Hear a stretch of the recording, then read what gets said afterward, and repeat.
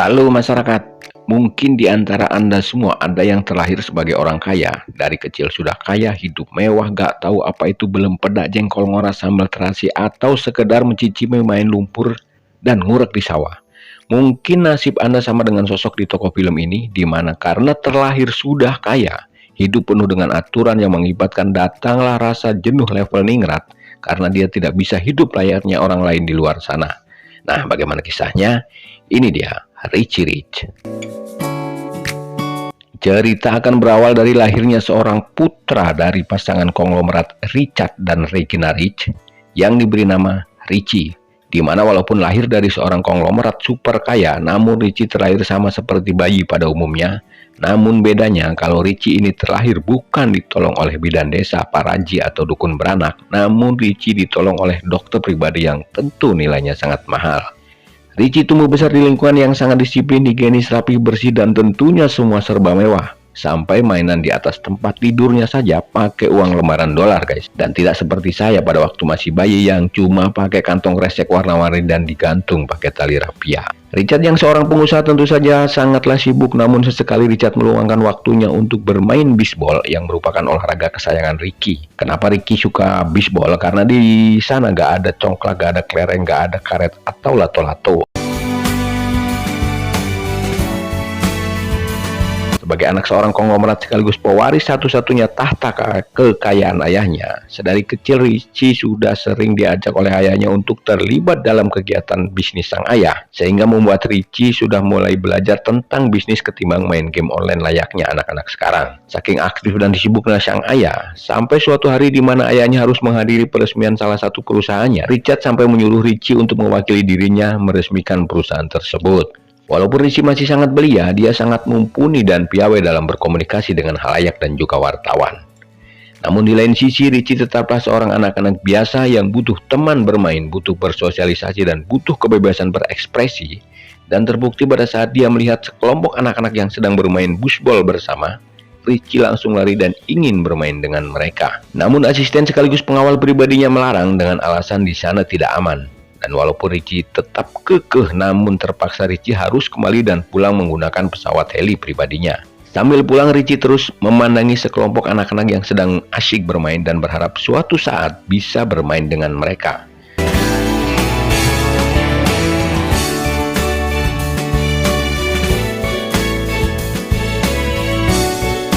Sesampainya di rumah, Richie bertemu dengan kedua orang tuanya yang sangat bangga melihat anak semata wayangnya telah berhasil melaksanakan tugas menggantikan ayahnya.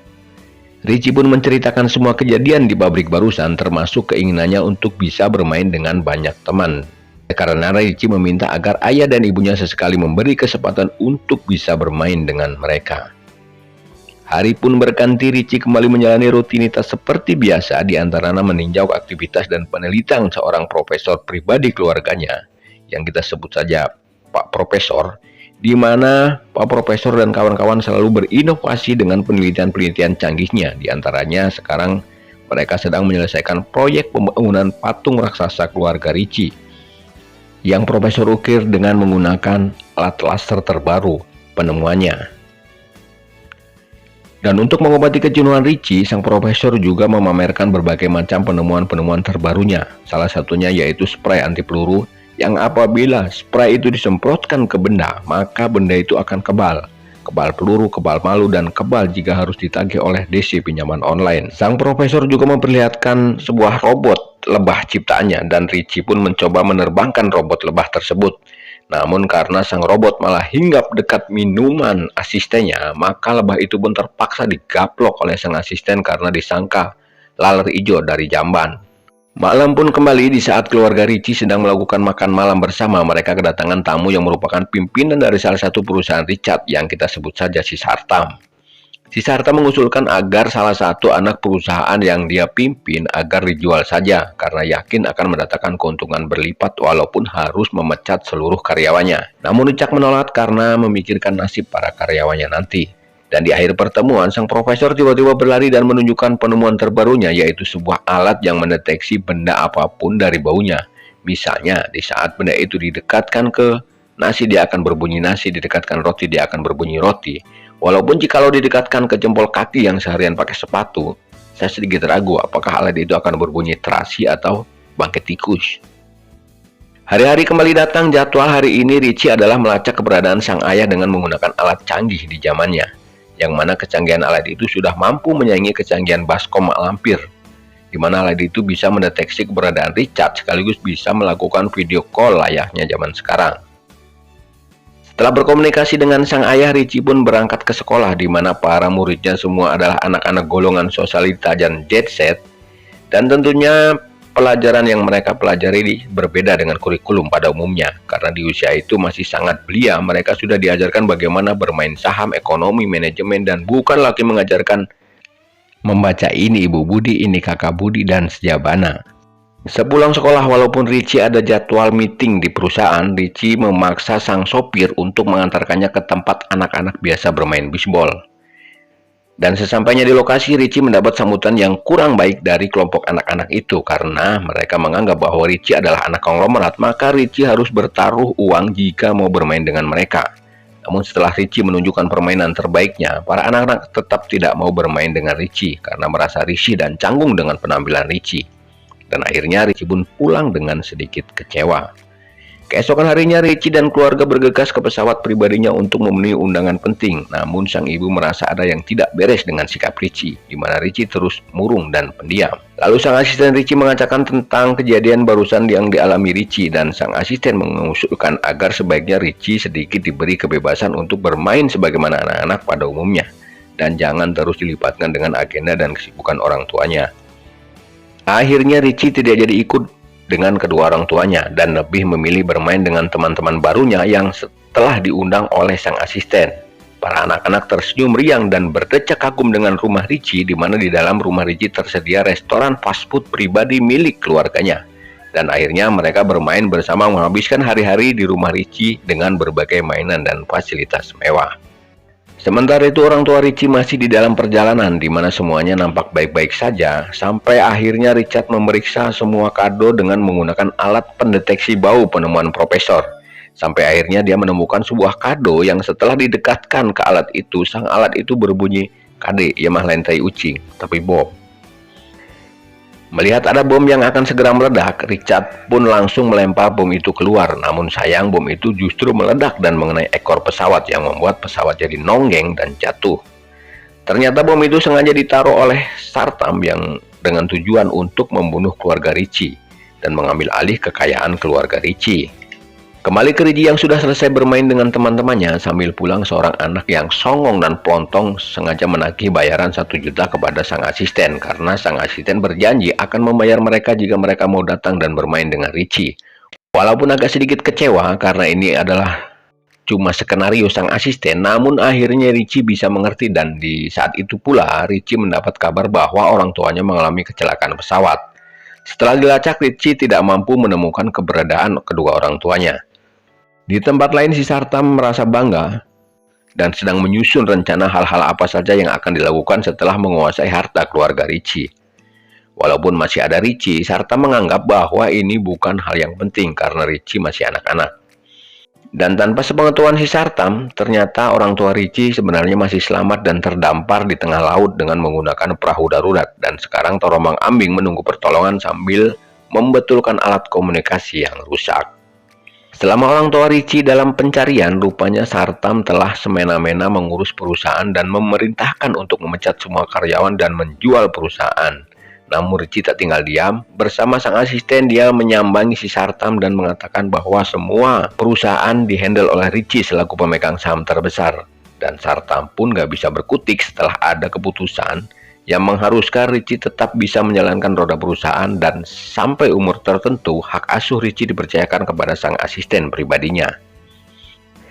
Entah apa kehebatan Richie sehingga membuat perusahaannya berkembang pesat di bawah kendalinya. Padahal Richie masih sangat anak-anak, bahkan dia melibatkan teman-teman kecilnya untuk membantu dia di perusahaan sebagai tim riset atau tukang icip-icip untuk produk permen yang akan diproduksi.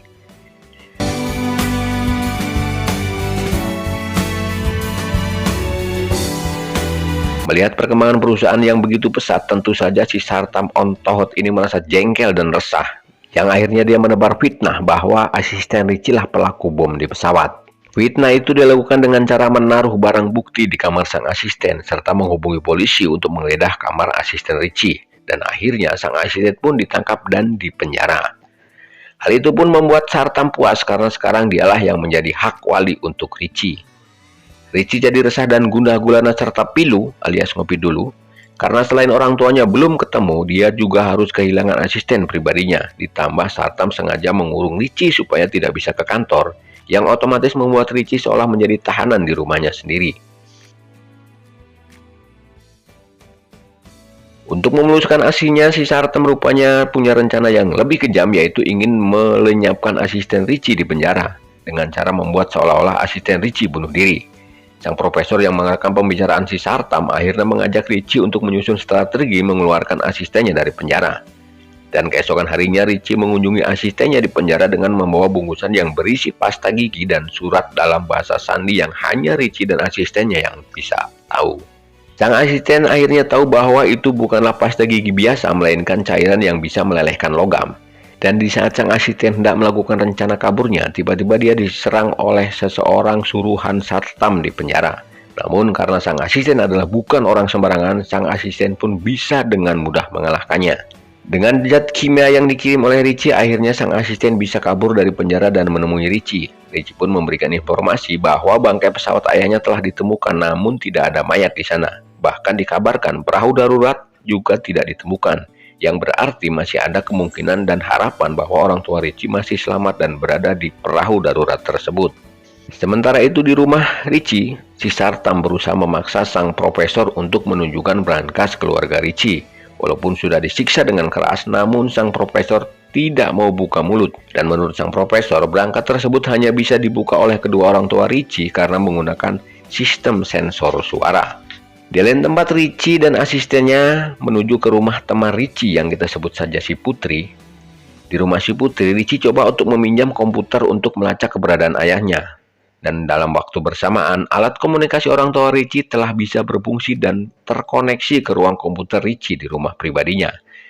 Namun setelah titik koordinat orang tua Richie terdeteksi, komputernya keburu dimatikan oleh karyawan dari si Sartam sehingga Richie belum sempat mengetahui koordinat lokasinya. Dan akhirnya Richie pun berniat menyelinap masuk ke rumahnya sendiri bersama Putri dan kawan-kawan Richie, menyusun strategi untuk bisa masuk menuju ruang komputernya.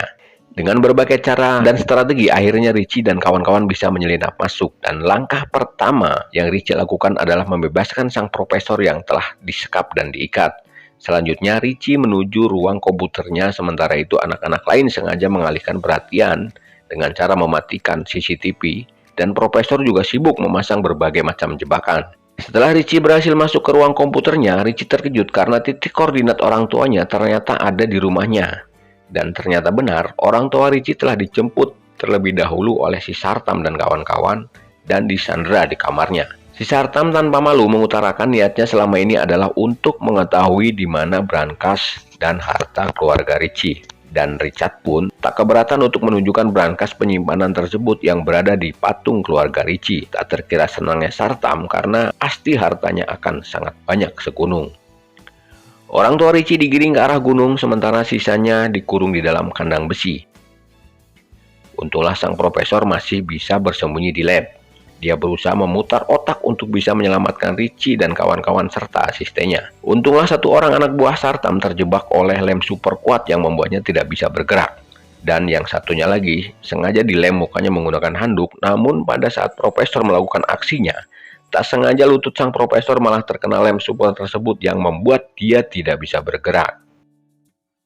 Untunglah remote robot lebah ada padanya, dan dengan sengatan jurus ngebor, anak buah Sartam disengat di bagian boolnya yang membuat kepalanya membentur tombol kurungan Richie dan kawan-kawan. Dan akhirnya Richie dan kawan-kawan pun bisa selamat. Sementara itu Sartam dan orang tua Richie sudah memasuki gunung batu yang merupakan berangkas keluarga Richie. Dan untuk membuka berangkas tersebut, mereka pun menggunakan nyanyian duet maut mereka, dan pintu berangkas pun terbuka. Namun apa daya dan upaya, ternyata semua tak seindah yang dibayangkan Ferguson. Karena ini ruangan ternyata hanya berisi koleksi mainan Richie sewaktu kecil dan juga berbagai macam barang kenangan sewaktu mereka berpacaran dulu. Karena tentu saja uang, emas, sertifikat, dan lain sudah tersimpan aman di bank. Sartam pun menjadi kesal dan menyuruh anak buahnya untuk menghabisi orang tua Richie. Namun tiba-tiba Richie keluar dengan membawa pedang sambil mengejek Sartam yang tidak punya keberanian. Dan karena marah, Sartam pun menembak Richie. Namun karena baju Richie telah disemprot dengan cairan spray dari sang profesor, maka peluru itu tidak bisa menembus bajunya. Akhirnya Richie dan orang tuanya berlari menyelamatkan diri, namun Sartam terus saja mengejarnya sampai di sisi patung yang sangat tinggi. Sementara itu di bawah, anak buah Sartam yang tadi dilem pakai handuk oleh profesor ternyata sudah siap-siap dengan senjata lasernya. Dia terus berusaha menembaki Richie dan kedua orang tuanya, namun setelah beberapa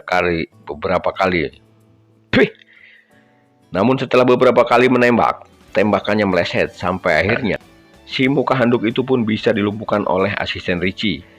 Akhirnya senjata laser itu diambil oleh sang asisten untuk menembak Sartam, dan tembakannya ke arah Sartam pun sedikit meleset dan hanya membuat Sartam tergelincir dan tergantung di seutas tali.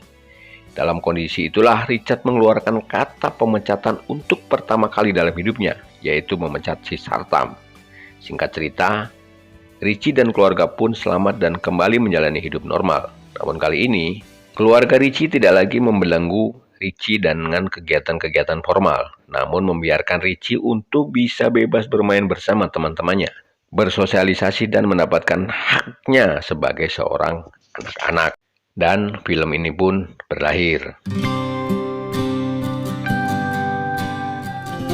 Oke guys, itulah tadi rangkuman film lawas Richie Rich yang dirilis tahun 1994, udah cukup lama. Tapi untuk sekelas atau di masanya, di mana teknologi olah video atau editing video belum secanggih sekarang, tapi adegan dalam film ini cukup lumayan bagus dan sangat sulit dilakukan pada masanya. Ya, walaupun tidak semulus dan sesempurna di zaman sekarang yang sudah penuh dengan sentuhan-sentuhan teknologi. Anyway, film ini cukup seru untuk ditonton karena banyak juga sentuhan-sentuhan yang berbau komedi di film ini. Baik, terima kasih sudah menonton. Salam hangat dan paling hormat untuk orang-orang yang Anda sayangi. Saya Hendrik. Wassalam.